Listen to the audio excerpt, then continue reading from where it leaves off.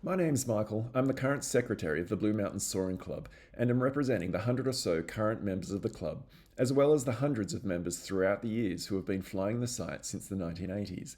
And importantly, I think we also represent the wider values of the Blue Mountains townships and community who are keen to see certain Western Sydney international flight paths, the proposed flight paths, shifted slightly around the townships for other reasons. We fly paragliders and hang gliders from Mount Blackheath and on good weather days catch thermals up to 10,000 feet above sea level at Blackheath and fly towards Lithgow, sometimes catching more thermals to go beyond, towards Bathurst, which is a 65-kilometre flight, or even a 100-kilometre flight to Mudgee. The Western Sydney International Airport's proposed flight paths include two departure lanes that cross over the Blue Mountains townships very close to our Blackheath launch. Although there has not yet been any airspace information released, based on the flight path information alone, we're already worried that our historic flying site at Blackheath, operated in partnership with the local council, will become useless if we can't thermal up to 10,000 feet, high enough to fly away to the west. Now, we realise that the Western Sydney flight paths aren't going to change just because of our small community group. But perhaps together with all the other community groups, our needs can help weigh in on a discussion to shift the proposed flight paths just slightly further around the Blue Mountains townships and keep the non-controlled airspace from Medlow Bath and Blackheath up to 12,500 feet as it is today. The two departure lanes, which are affecting the Upper Blue Mountains townships, are both part of the Runway 05 day operations. The first is the Runway 05 Departure West day, which, according to the WSI Flight Paths website, crosses Medlow Bath at a typical altitude of 18,000 feet. The second is the Runway 05 Departure West Northwest day, which crosses just north of Mount Victoria at Hartley at a typical altitude of 19,000 feet. Yes, we don't have much information so far. We really need the airspace information. But with the little info we have from the proposed flight paths, the following 2 points worry us: typical altitudes and realistic altitudes. The website shows aircraft crossing the highway at Medlow and Mount Vic at around 18,500 feet, though it clearly states that some aircraft may fly lower depending on weather and operational conditions. So we expect the controlled airspace to reach much lower than those typical altitudes.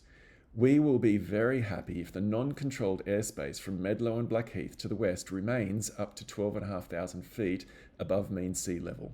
This will not only ensure that we can continue to get high enough at Blackheath to fly cross-country, but will also ensure the noise levels over those Blue Mountains townships and those further down the mountains are restricted by a decent controlled airspace altitude boundary. I'm not an expert on commercial airline departures, but anyone can check, as I did, and see on Flight Radar 24 that the airline is taking off currently from the coast at Sydney International Airport, are reaching a typical altitude of around 20,000 feet above Katoomba. That's a distance of 84.5 kilometres or 46 nautical miles for an altitude of 20,000 feet. The distance from Western Sydney International Runway 05 to Medlow Bath, based on the path shown on the WSI Flight Paths website, is only around 60 kilometres or 32 nautical miles. Here's a simple comparison if you flatten the flight track to a single dimension. Perhaps the flights will be climbing much more steeply to achieve this, because if they followed a similar rate of climb to those same planes currently departing Sydney and heading over Katoomba, it would put them at around 13,000 to 14,000 feet by Medlow Bath, which would mean restricting uncontrolled airspace below 12,500 feet for those current paths. All things considered currently, we just don't have enough reliable information to know the effect of these flight paths until the proposed airspace changes are released, which will show not just the typical altitude, but the legal, realistic altitudes. But by then, it may be too late. It's not worth us making any predictions based on incomplete data, but all we are asking is that consideration be given to keeping the uncontrolled airspace from Medlow Bath and to the west up to 12,500 feet as it is today, by shifting the flight paths slightly further around the Blue Mountains townships.